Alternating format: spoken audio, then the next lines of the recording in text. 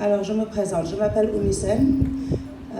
Aujourd'hui, ici, je porte un double chapeau parce que je suis secrétaire générale du Centre culturel Kalinka, qui est un centre culturel russe installé ici à Dakar. Mais surtout, aujourd'hui, je suis ici en tant que la présidente de la Fédération mondiale des danses acrobatiques et de swing, qui s'appelle la WFASD, qui est actuellement installée à Dubaï, à Abu Dhabi. Et c'est une jeune et nouvelle fédération qui est là pour la promotion du rock'n'roll et de swing comme danse et culturelle, mais surtout sportive. Cette fédération a pris le jour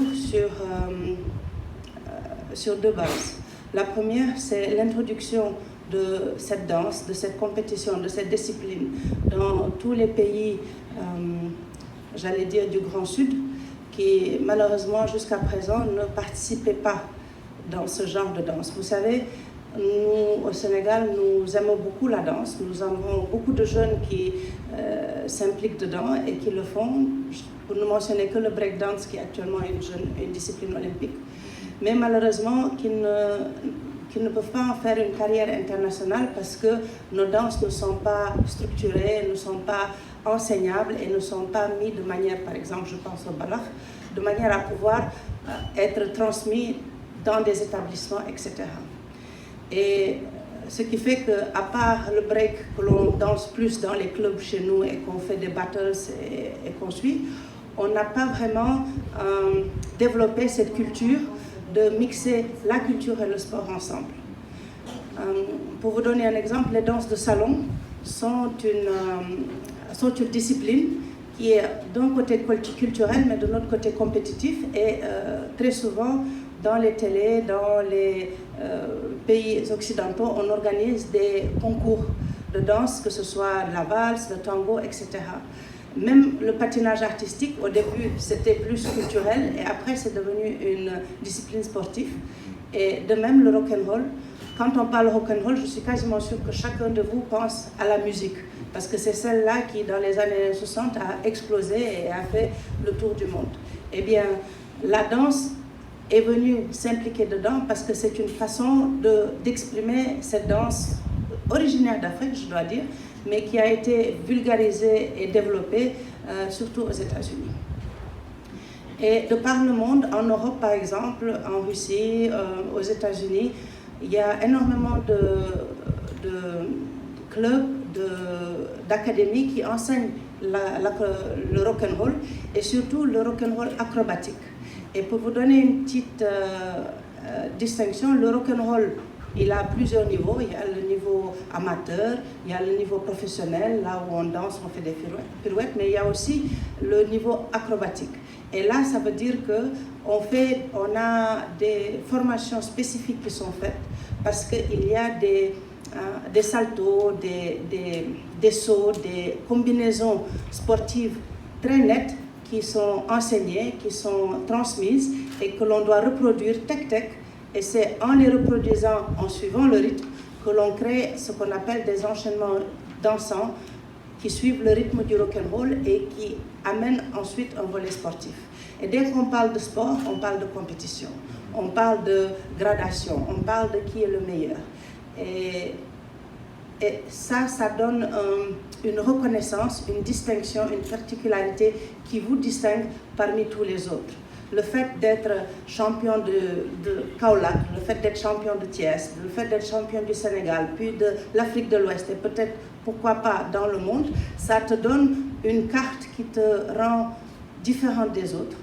Et en te distinguant, ça t'ouvre des perspectives, que ce soit du domaine commercial en termes de présence dans les shows, parce que vous êtes demandé, vous êtes invité, que ce soit dans l'organisation des événementiels. Souvent, ce genre d'interlude musico-dansant, ça attire l'attention, ça fait rêver et ça te donne une autre perspective de s'épanouir.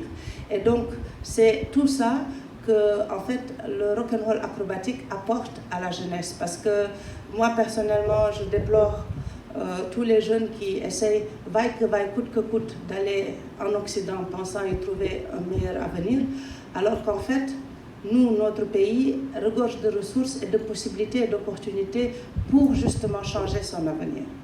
Et je ne dis pas que c'est la solution, mais ça peut être une solution parmi plein d'autres dans lesquelles les jeunes peuvent s'y impliquer, surtout s'ils aiment danser, s'ils aiment les acrobaties, s'ils aiment faire de la gymnastique et s'ils n'ont pas peur de se donner à fond, comme dans n'importe quelle, discipline sportive. Ils peuvent s'y donner à fond, y trouver leur inspiration, leur développement professionnel et voire même leur carrière future. Et vous savez, parler c'est facile, mais l'illustrer c'est mieux. Et aujourd'hui, à côté de moi, j'ai le plaisir de vous présenter Ivan Yudin, qui est à ma gauche, et Olga Zbitneva, qui est à ma droite. C'est un couple qui danse le rock'n'roll depuis 30 ans. C'est un couple qui, depuis 22 ans, sont ensemble. C'est-à-dire qu'ils sont une paire qui, depuis 22 ans, dansent le rock'n'roll acrobatique. Ils s'entraînent tous les jours. Ils ont une passion pour le rock'n'roll qui, dès que vous êtes devant eux, ça vous change. Ils vous entraînent et ils vous amènent à, même vous qui ne dansez pas, à aimer le rock'n'roll. Et je peux vous dire, il y a plusieurs des élèves qu'ils avaient ici durant ces 15 derniers jours présents, qu'ils pourront vous dire à quel point ils inspirent.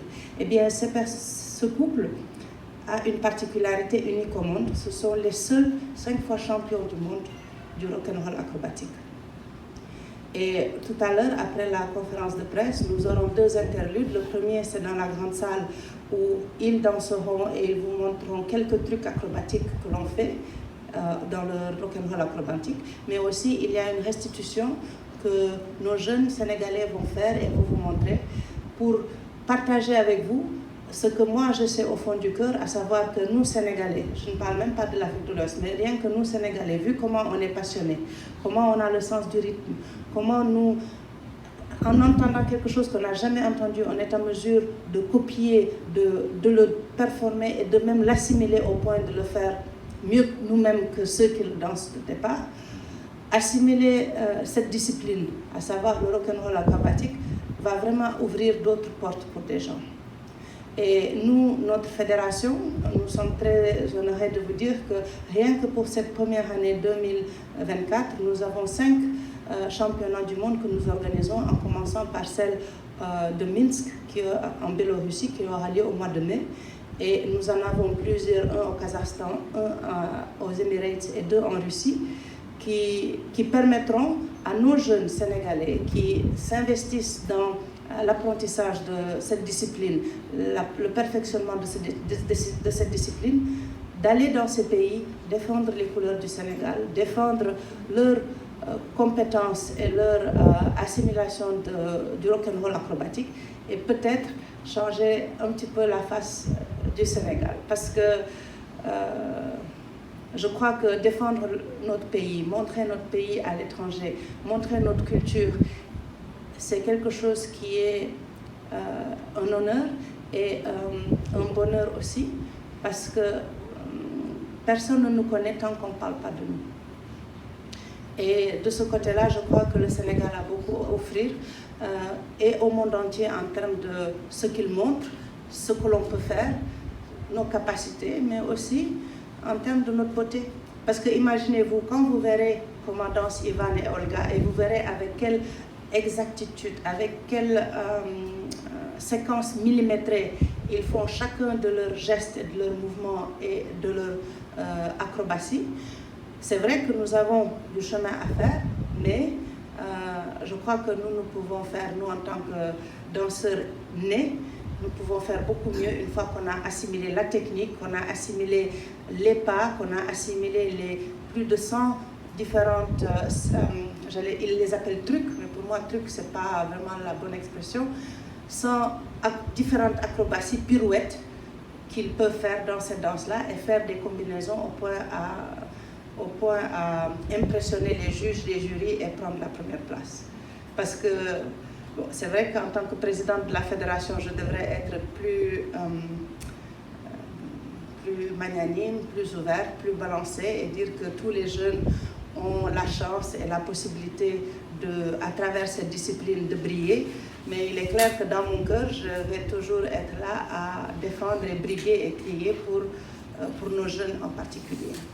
Et cette conférence de presse est d'autant plus importante pour moi qu'elle nous donne la possibilité de taper à toutes les portes, à toutes les fenêtres, à tous les jeunes qui sont ici à Dakar, au Sénégal, de leur dire que si vous aimez la danse et si ce que vous avez vu aujourd'hui est quelque chose qui vous intéresse, connectez-vous sur YouTube, connectez-vous sur TikTok, vous verrez qu'il y a plein de clips, de vidéos qui y sont. Rejoignez-nous au sein de notre fédération, la Fédération internationale de danse acrobatique et de swing. Rejoignez-nous auprès des clubs qui seront dans vos lycées, dans vos collèges, dans vos quartiers. Créez-en même si c'est nécessaire, nous serons là pour vous appuyer et entraînez-vous. Et nous serons là pour vous soutenir. Comme Ivan et Olga l'ont fait ces 10 derniers jours, ils sont venus à Dakar, ils ont rencontré les jeunes que nous connaissions, qui sont à Saint-Cirque, qui sont dans certains clubs, qui sont à Blaise Senghor, et ils se sont entraînés de manière intensive. Et je peux vous dire qu'ils étaient tous les deux impressionnés, mais je leur laisserai la parole tout à l'heure et ils vous diront eux-mêmes ce qu'ils ont trouvé de particulièrement intéressant et saisissant chez nos jeunes. Et là, maintenant, nous commençons la prochaine étape. Aujourd'hui, ils retournent en Russie. Ils ont d'autres villes et d'autres pays à aller montrer le rock'n'roll et à l'introduire à l'échelle mondiale. Par exemple, là, ils ont fait le Sénégal et la Gambie. Le prochain, c'est la Bolivie, Inch'Allah, le Venezuela, ensuite le Botswana, l'Inde. Ils ont décidé que, vu qu'ils sont 5 fois champions du monde, qu'ils sont professionnellement des danseurs et des professeurs de rock'n'roll, qu'ils vont donner leur temps à la fédération pour ouvrir dans tous ces nouveaux pays cette discipline, trouver des personnes désireuses d'apprendre cette danse, qui tomberont amoureux de ce style, de cette musique, de cette danse.